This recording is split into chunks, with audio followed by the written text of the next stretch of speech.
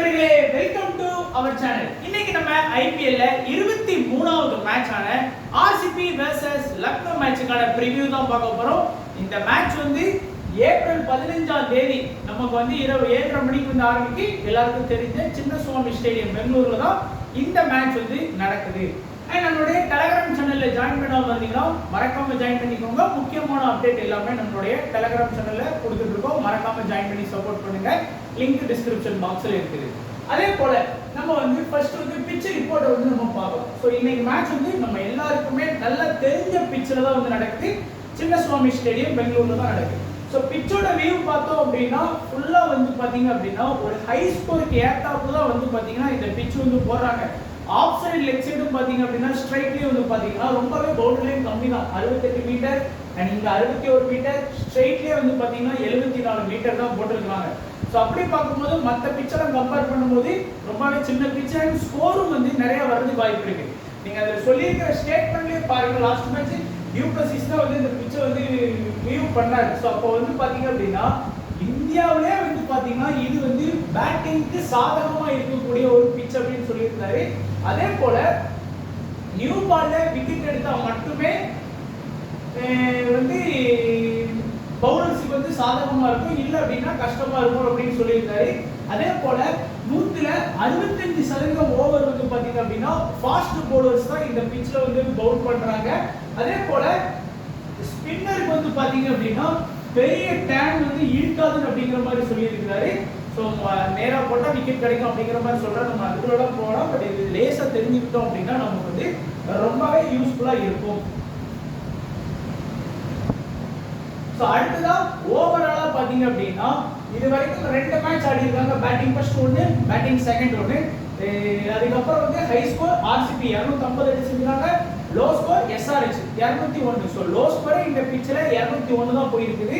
And 0ல இருந்து 150க்குள்ள அதெல்லாம் வரவே இல்லை. எல்லாமே 190 பிளஸ் தான். போன வருஷம் ஐபிஎல் எடுத்துக்கிட்டீங்கன்னா கூட பேட்டிங் செகண்ட் தான் இங்க டாமினேட் பண்ணாங்க. ரொம்ப பெரிய வித்தியாசங்கள் இல்லைனாலும் பேட்டிங் செகண்ட் தான் கொஞ்சம் டாமினேட் பண்ணாங்க. அண்ட் இப்போ ரீசெண்டா நடந்த ஒரு 6 மேட்சோட ரிசல்ட் வந்து நமக்கு இருக்கு. ஸோ லாஸ்டா நடந்த ஒரு 6 மேட்ச் ரிசல்ட் நீங்க பாத்தீங்கன்னா மேபி ஒரு சில ஐடியாஸ் வந்து உங்களுக்கு கிடைக்கிறதுக்கு வாய்ப்புகள் இருக்கு. இங்க பாருங்க, இது வந்து 2026 நடந்த 2 மேட்ச் ரிசல்ட் வந்து இருக்கு. இது வந்து நமக்கு மே 3ஆம் தேதி 2020 போன வருஷம் ஐபிஎல்ல ஒரு 4 மேட்ச் ரிசல்ட் இருக்கு. நீங்க பாத்தீங்கன்னா உங்களுக்கு தெரியும் ஃபுல்லாவே வந்து நல்ல ஹை ஸ்கோர் வரும். ஸோ பிட்சை பொறுத்த வரைக்கும் பேட்டிங்க்கு ரொம்பவே ஒரு சாதகமான ஒரு பிட்ச் அப்படின்னு சொல்லலாம். ஃபாஸ்ட் ஸ்பின்னர்ஸை பொறுத்த வரைக்கும் ஓரளவுக்கு இதாக தான் எடுக்கிறாங்க. அண்ட் அதிகமாக டாமினேட் பண்றதுக்கு ஃபாஸ்ட் தான். காரணம் என்ன அப்படின்னா 65% வந்து ஃபாஸ்ட் பவுலர்ஸ் தான் பவுல் பண்றாங்க. அந்த காரணத்தினால நீங்க தெரிஞ்சுக்கிட்டா போதுமானது. So head to head RCB versus Lucknow 6 match ஆடி இருக்காங்க. ஆர்சிபி டாமினேட் பண்றாங்க, 4 மேட்ச் வின் பண்ணி இருக்காங்க, 2 மேட்ச்ல தோத்துருக்காங்க. High score 230, low score 153. இவங்களுக்கு ஹை ஸ்கோர் 222, லோ ஸ்கோர் 108. எல்லா வகையிலும் பார்க்கும்போது ஆர்சிபி வந்து ரொம்ப ஸ்ட்ராங்காவே இருக்கிறாங்க. ஸோ இப்போ நம்மளுடைய பாசிபிள் லெவலை வச்சு நம்ம வந்து ப்ரெடிக்ஷன் வந்து பார்க்கலாம். ஸோ ஃபர்ஸ்ட் ஆர்சிபியை பொறுத்த வரைக்கும் அவருடைய பாசிபிள் லெவல் இருக்கு. இந்த மேட்ச் வந்து ரிஷிக் சலாம் வந்து அவர் லாஸ்ட் மேட்சே 10 கொஞ்சம் போட முடியல. அண்ட் ஏஜ் குரூப் உள்ள வர்றதுக்கு வாய்ப்பு இருக்கு, பெரிய இன்ஜுரி இல்லாத காரணத்தினால. அண்ட் இங்கே பார்த்தீங்கன்னா சேம் பிளேயிங் தான் லக்னோ வந்து ஆடுவாங்கன்னு தோணுது. ஃபர்ஸ்ட் நம்ம ஈஸியாக பார்க்கக்கூடிய ஆர்சிபி டீம் பார்த்தோம் அப்படின்னா இந்த சீசன்ல போன சீசனுமே சரி ஆர்சிபியோட பேட்டிங் அண்ட் பவுலிங் லைனப் வந்து ரொம்பவே சூப்பராக இருக்கு. ஸோ அவ்வளோ சீக்கிரம் வந்து ஆர்சிபி வின் பண்ணுறதுக்கு கஷ்டம் அப்படிங்கிற மாதிரி ஆயிடுச்சு. பேட்டிங் ஃபர்ஸ்ட் கிடைச்சாலும் அடிக்கிறாங்க, பேட்டிங் செகண்ட் கிடைச்சாலும் அடிக்கிறாங்க. அப்படிங்கிற பட்சத்தில் ரொம்ப ஸ்ட்ராங் ஆடுறாங்க. 7 batting lineup Philip Salt, Virat Kohli, படிவேலு, Jitesh, Tim David, Romario, Shepherd. So 7 batting lineup இருக்கு. ஸோ நம்ம ஏற்கனவே சொல்றது போலதான் இந்த 7 பேர்ல batting first, batting second strong எல்லாம் பார்த்தோம் அப்படின்னா பிலிப் சால்ட் வந்து என்ன பொறுத்த வரைக்கும் பேட்டிங் செகண்ட்ல வந்து கொஞ்சம் ஸ்ட்ராங் ஆடுறாரு. ஒரு 40% வரைக்கும் பேட்டிங் செகண்ட்ல வந்து பாத்தீங்கன்னா வருது. அதே ஃபர்ஸ்ட் பேட்டிங் போது கொஞ்சம் ஸ்ட்ரகிள் ஃபேஸ் பண்ணியிருக்கிறாரு. விராட் கோலியும் அதே போலதான் பேட்டிங் செகண்ட்ல வந்து ரொம்பவே ஸ்ட்ராங்கா ஆடி இருக்கிறாரு. பேட்டிங் ஃபர்ஸ்ட்ல கொஞ்சம் ஸ்ட்ரகிள் ஃபேஸ் பண்ணியிருக்காரு. லாஸ்ட் மேட்ச் கூட அடிச்சாலும் ஒரு நல்ல ஸ்கோர் அடிச்சாலும் கொஞ்சம் ஸ்ட்ரகிள் ஆகி தான் அடிச்சாரு. நிறைய ஒரு இதெல்லாம் மிஸ் ஆயிடுச்சு. அதே போல படிகளை பொறுத்த வரைக்கும் பேட்டிங் செகண்ட்ல தான் அவர் வந்து நல்லா ஆடுவார். பேட்டிங் செகண்ட்ல ஒரு நல்ல எக்ஸ்பெக்டட் ஸ்கோர் வந்து கொஞ்சம் நல்லா ட்ரை பண்ணலாம்.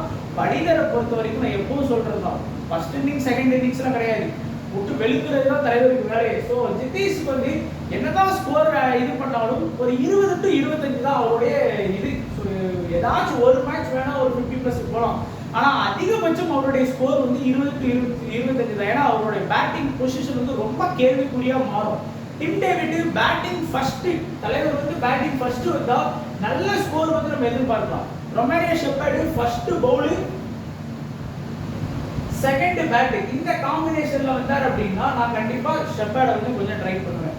ஸோ இந்த 7 பேர்ல வந்து பாத்தீங்க அப்படின்னா என்ன பொறுத்த வரைக்கும் இதுல நல்ல ஸ்கோர் பண்றது இப்போ கரண்ட்ல வந்து விராட் கோலி, படிதரி, டிம் டேவிட் இந்த 3 பேரும் வந்து பாத்தீங்க அப்படின்னா நல்ல ஸ்ட்ராங் பொசிஷன்ல இருக்காங்க. 4வது ஆப்ஷன் வேணும்னா ஒன்று பிலிப் சால்ட்டை சூஸ் பண்ணலாம், இல்லை அப்படின்னா நீங்க வந்து ஷெப்பர்டை சூஸ் பண்ணலாம், இல்லை படிகளை சூஸ் பண்ணலாம். இந்த 3 பேர்ல இருந்து யாராச்சும் ஒருத்தர் சூஸ் பண்ணலாம்.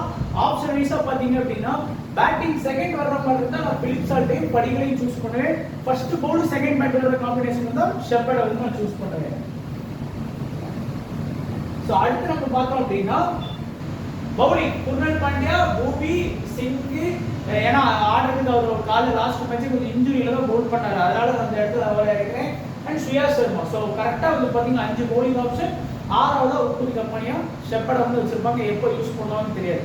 இதுல வந்து பூவி, ஹேசல்வுட், ஸ்ரேயாஸ், குர்னல் பாண்டியா இந்த 4 பேருமே பாத்தீங்கன்னா மேக்ஸிமம் அவங்களுடைய 4 ஓவர்ஸ் வந்து பவுல் பண்ணிடுறதுக்கு நிறைய வாய்ப்புகள் இருக்கு.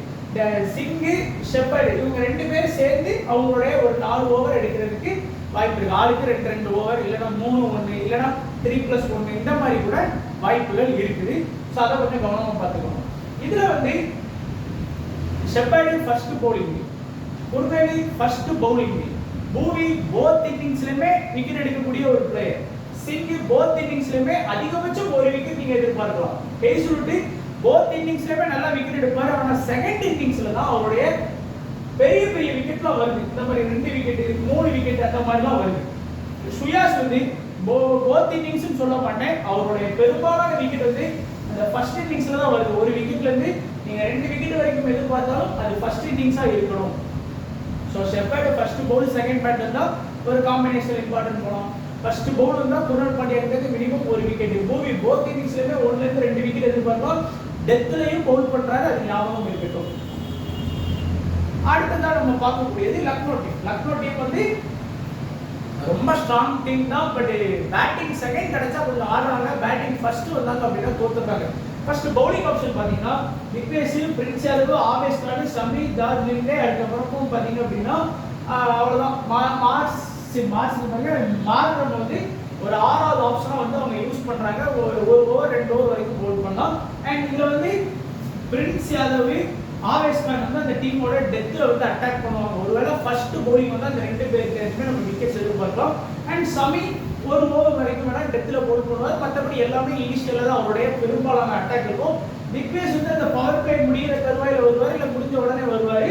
அண்ட் ஜார்ஜ் டைம் வந்து அதே போலதான் மார்க் வந்து தேவைப்பட்டா பவுல் பண்ணுவார். இதுல வந்து நம்ம பார்க்கக்கூடியது என்ன அப்படின்னா ஷமி கிட்ட இருந்து ஒரு விக்கெட் வரைக்கும் எதிர்பார்க்கலாம். ஆவேஷ் கிட்ட இருந்து ஒரு விக்கெட், பிரின்ஸ் யாதவ் கிட்ட இருந்து 2 விக்கெட் எதிர்பார்க்கலாம். விக்னேஷ் கிட்ட இருந்து ஒரு விக்கெட் வரைக்கும் நீங்க எதிர்பார்க்கலாம். ஜார்ஜ் கிட்ட இருந்து எனக்கு பெருசா உடன்பாடு இல்லை, இருந்தாலும் அதிகபட்சம் ஒரு விக்கெட் எடுப்பார் நினைச்சிருக்கோம், அவ்வளவுதான்.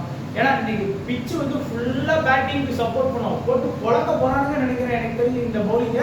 பட் டீசென்டான பவுலிங் அட்டாக் தான், ரொம்ப கேவலமான அட்டாக் தான் இல்லை. பட் இருந்தாலும் பெரிய விக்கெட் கிடைக்காது. அதிகபட்சம் போனாலும் ஒரு 4 விக்கெட் விடுறாங்க ஆர்சிபி அப்படின்னாலும், ஒரு 5 விக்கெட் விடுறாங்கனாலும் இந்த மாதிரி தான் போறதுக்கு வாய்ப்பு இருக்குமே தவிர பெருசா போறதுக்கு வாய்ப்புகள் குறைவு.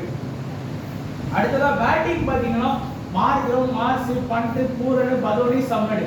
இதுல வந்து மார்க்ரம், மார்ஸ், பண்ட் இந்த 3 பேர் தான் என்னமோ இந்த டீமுக்கு கொஞ்சம் ஆடுறாங்க. மற்றபடி பூரன்னா ஒன்றும் கிடையாது. பதோனி ஏதோ ஆடி போறாலும் அம்மாசைக்கு ஒரு நாள் ஆடுறாரு. சம்மடு ஒன்றும் கிடையாது. முக்குள் வந்து ரொம்ப லோ பெர்சன்டேஜ் இருக்கக்கூடிய ஒரு பிளேயரா நான் பார்க்குறேன்.